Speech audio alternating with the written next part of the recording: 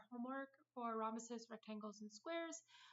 So if you were lucky enough to listen to me tell you to look at your Canvas page, congrats. I'm about to go through the 3 homeworks that we've had, and hopefully you can just turn them in for easy grades.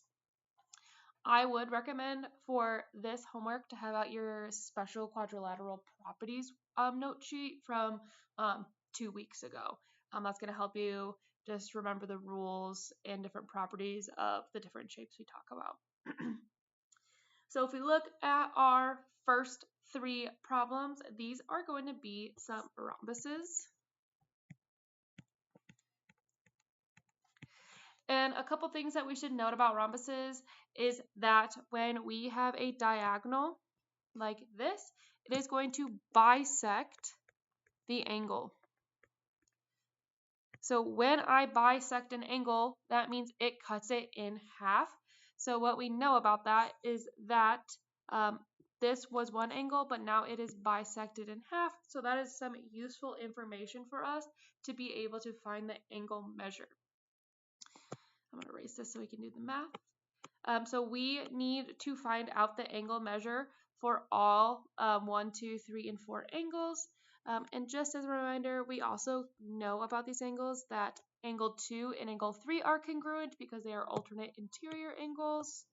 And then angle 1 and angle 4 are going to be congruent because they're alternate interior angles. But more specifically, angle 2 and angle 4 are going to also be congruent because opposite angles are congruent, and since these 2 angles are bisected, they are going to also share the same angle measure. So for these rhombuses, I can take 104 plus 3 plus 4 is equal to 180 degrees. As a reminder, 3 and 4 are not numbers, they're representing the angle measure. So I am going to subtract 104 from both sides, telling me that angle 3 combined with angle 4 is going to leave us with 76 degrees. And since this angle is bisected and cut in half directly, I can divide 76 by 2 to be able to tell that angles 1, 2, 3, and 4 are equal to 38 degrees.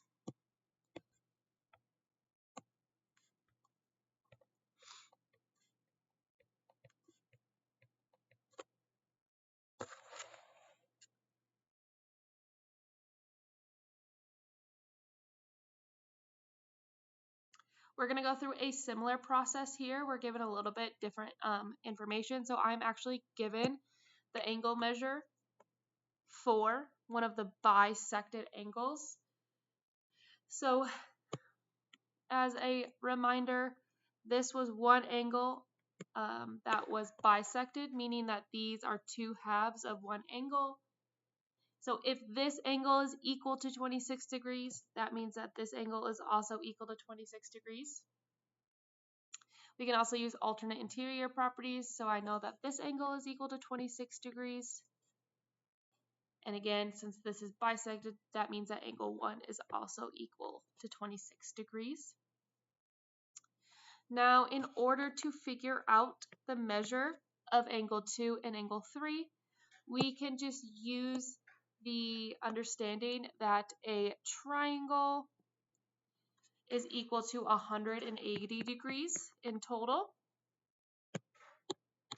So to figure out angle 2 and angle 3, I can do 180 degrees, and I'm going to subtract 26 2 times. Oops. In order to figure out what the remaining angle is going to be. So when I subtract this, I am left with 128 degrees, meaning that angle 3 is going to be 128 degrees. And since these are opposite angles, as well as these also being 26 degrees, angle 2 is also 128 degrees.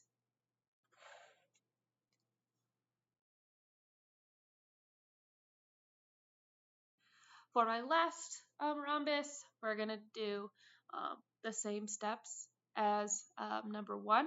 So I'm given that non-bisected angle. So I know that 118 degrees can be subtracted from 180.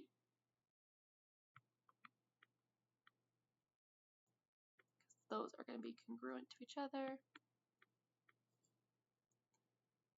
That leaves me with 62 degrees.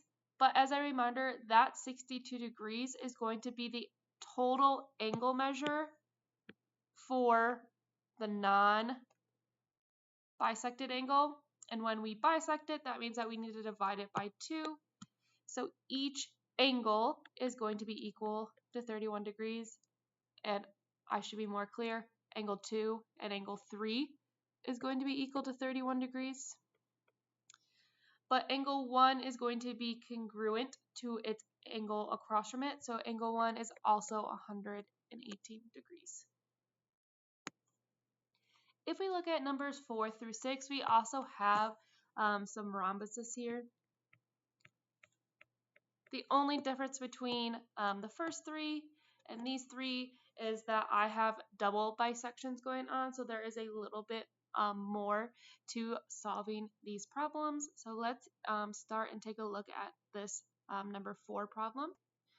The first thing I want to remind you guys is that this total angle is being bisected. So in total, if this angle is 30, that means this angle is 30, making this in total a 60-degree angle.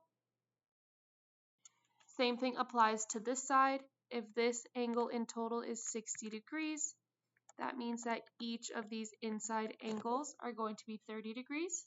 So that means that I can write down that angle 4 is equal to 30 degrees.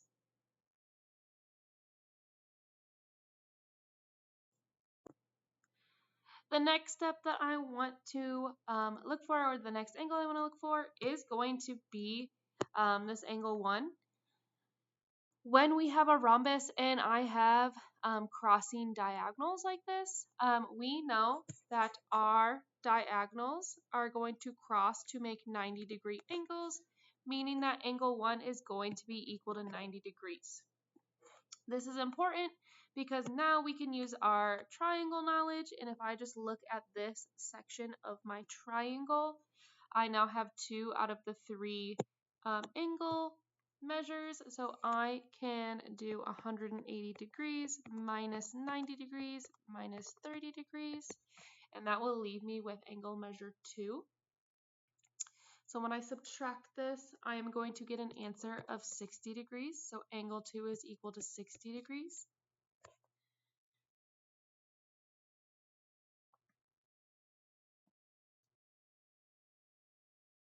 The same thing applies for angle 3 because if you look, I have an angle measure of 30 degrees, an angle measure of 90 degrees, which means that angle 3 is also equal to 60 degrees. Moving on to the second problem, or number 5, I should say.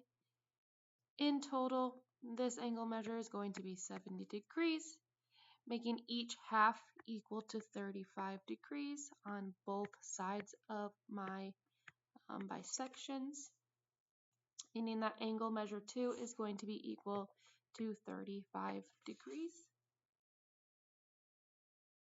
Just like before, these central angle measures are going to be a right angle because my diagonals make a perpendicular.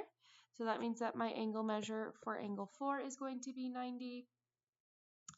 I can also use that information for this angle, which is going to help me find angle measure 1.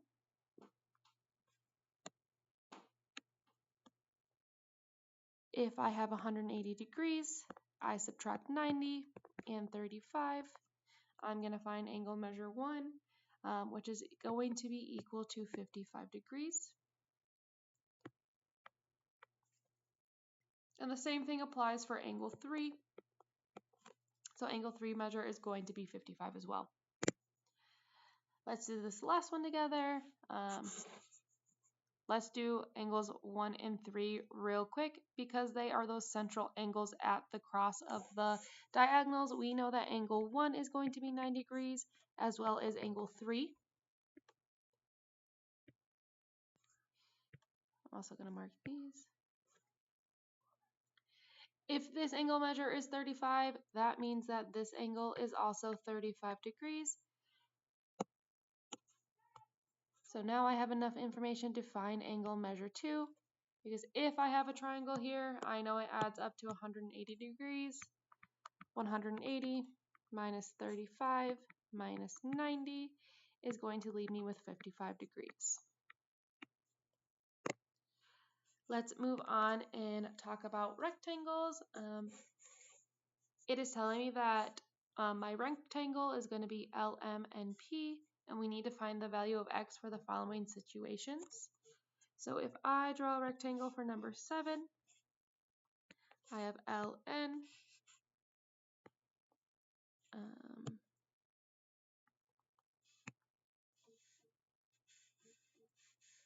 Sorry if you can hear my phone going off.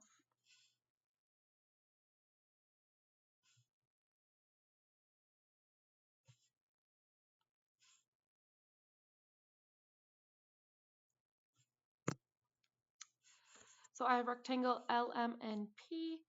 It gives me the measure of LN, so that is going to be the diagonal from angle L to angle M, and that is going to be equal to X. And then if I have MP, I'm going to do this in a different color. That's going to be from angle M to angle P, and that is equal to 2X minus 4.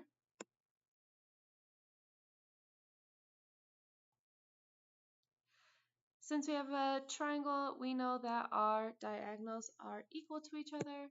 So to solve this, I can set x equal to 2x minus 4.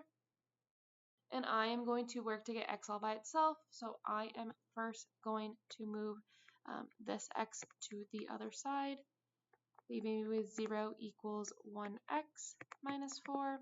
I'm then going to move this 4 to the other side by addition, telling me that x is equal to 4. Let's do the same thing for the remaining ones. I'm going to draw my rectangle. I'm going to do it a little bit smaller so I have a little bit more room to work with. L, M, N, P, making those diagonals. My LN this time, so this angle is going to be equal to 5x minus 8. My diagonal MP, which is going to be this diagonal, is going to be equal to 2x plus 1. Again, just like we did before, we're going to set these two diagonal equal to each other. Since I have a rectangle here, our diagonals are going to be equal or congruent. And we're just going to solve for x. I'm going to get rid of this negative first. Then I'm going to move the 2x over to the same side. Lastly, I'm going to get rid of this 3 by division. So for number 8, my x is equal to 3.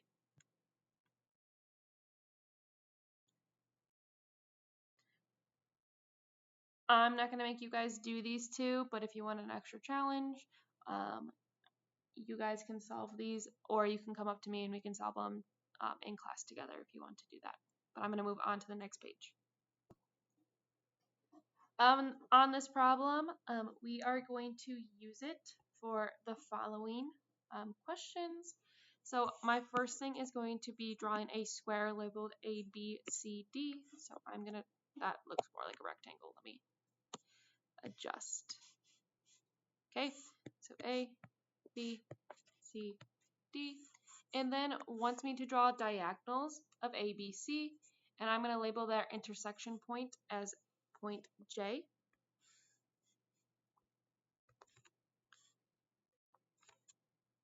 And then just a quick reminder, for squares, all sides are going to be congruent. And then also as a reminder, all angles of squares are going to be 90 degrees. So if I look at this first question, it's asking me to find the measure of ABC. So I'm going to start at A, go to B, and come down to C. It is asking me for this total angle measure, which is going to be 90 degrees. I am then going to find angle ACD. So that means I'm starting at A, going to C, and coming over to D. So that means I am finding this angle measure, which is the bisected angle of 90 degrees. So if I take 90 and divide it by 2, that is going to be 45 degrees. I'm just going to make little notes down at the bottom of how we got that.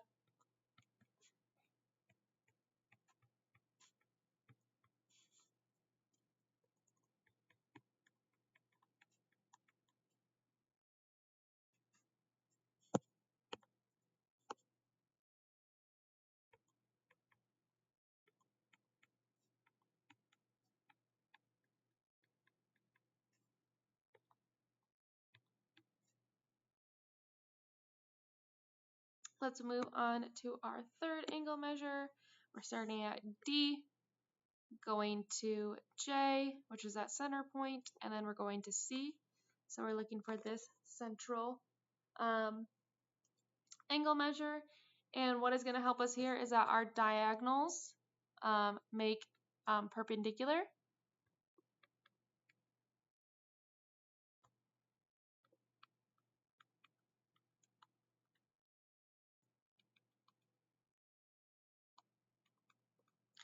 So if this is perpendicular, that means that this is actually another 90-degree measure.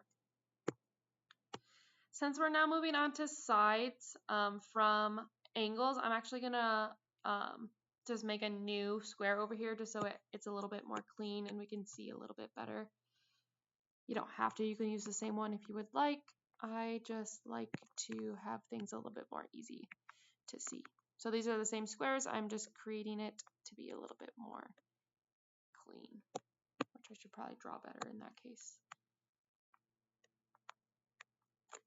So it's telling us that AC is 15, so that means that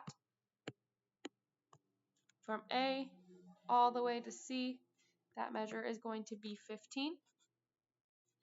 If that is the case, that means that D to B is also 15 because our diagonals are congruent.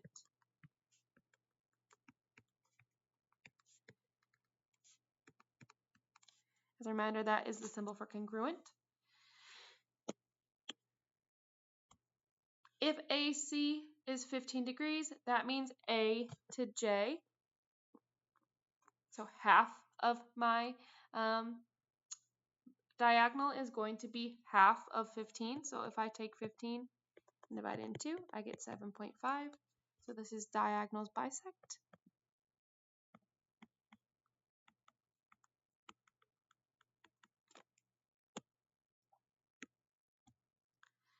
And then lastly, it's asking me about D to J. This is also going to be 7.5 because diagonals bisect.